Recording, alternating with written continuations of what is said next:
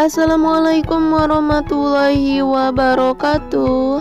Ketemu lagi bersama Mimin, yang dimana di sini Mimin akan menceritakan alur cerita sinetron kesayangan kita semua, Cinta Setelah Cinta, episode nanti malam Selasa 18 April 2023. Yang dimana ceritanya semakin seru, menarik, dan tentunya pasti juga semakin menegangkan ya sahabat. Apalagi kita semua penonton setia Cinta Setelah Cinta merasa deg-degan menunggu kabar Starla yang ingin menghancurkan Ruben Kusnadi, karena kita semua tidak tahu betul bagaimana jalan Starla untuk membuat keluarga besar Ruben Kusnadi hancur. Akankah rencana Starla dan Rina berjalan dengan lancar sesuai apa yang telah direncanakan oleh mereka berdua? Namun menurut Mimin sendiri, Mimin merasa tidak tenang ya guys, karena sampai saat ini rencana Starla untuk menghancurkan Ruben Kusnadi belum saja terungkap. Yang dikhawatirkan oleh Mimin, rencana Starla akan gagal total ya sahabat. Apalagi akhir-akhir ini Babang Tampan Arya sendiri telah sering merasa cemburu ketika melihat kedekatan antara Starla dengan Ruben Kusnadi.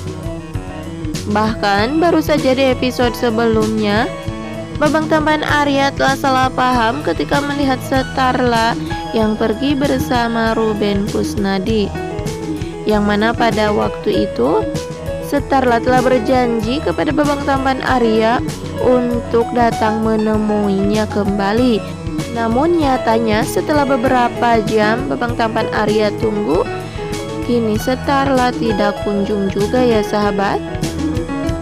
Yang akhirnya Babang Tampan Arya pun merasa telah dikecewakan kembali oleh Starla.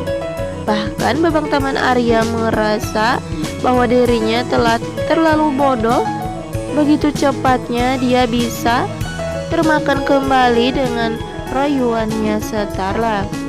Sehingga pada saat itu juga Babang Tampan Arya memutuskan untuk pergi jauh dari kehidupannya Starla dan orang-orang yang ada di sekitarnya ya sahabat. Tetapi di sisi lain juga terlihat Starla yang mencari keberadaan Babang Tampan Arya ya sahabat, karena waktu Starla sehabis pulang dari rumah sakit, Starla pun langsung ingat kepada Babang Tampan Arya akan semua janjinya yang belum saja ditepati. Dan ternyata memang benar ya guys, ketika Starla tiba di kolong jembatan, Babang Tampan Arya sudah tidak ada. Starla sendiri mencoba untuk menelpon dan mengirimkan pesan kepada Babang Tampan Arya. Namun sayang sekali ya guys, ternyata handphone Babang Tampan Arya waktu itu sudah tidak aktif. Singkat cerita, Starla pun mencari keberadaan Babang Tampan Arya dengan mendatangi semua tempat yang selalu Arya datangi jika ia dalam keadaan sakit hati. Dan ternyata memang benar ya guys, ternyata feeling Starla tidak salah. Kini Starla menemukan Babang Tampan Arya yang sedang menyendiri di rumah pohon, tempat mereka berdua sering kunjungi di waktu kecil. Di sana pun Starla menceritakan semuanya apa yang sebenarnya terjadi kepada Starla ketika ia tidak datang untuk menepati semua janjinya. Dan untungnya Babang Tampan Arya pun percaya dengan semua alasan yang diberikan oleh Starla. Namun seperti biasa ya guys, sebelum Mimin lanjut ke isi video selanjutnya, bagi siapa saja yang baru menemukan channel Mimin, tekan dulu tombol subscribe-nya untuk membantu channel Mimin supaya lebih berkembang seperti channel lainnya. Subscribe itu gratis ya sahabat. Sedangkan di sisi lain, di mana kali ini terlihat Ayumi yang sudah sadar dari masa kritisnya.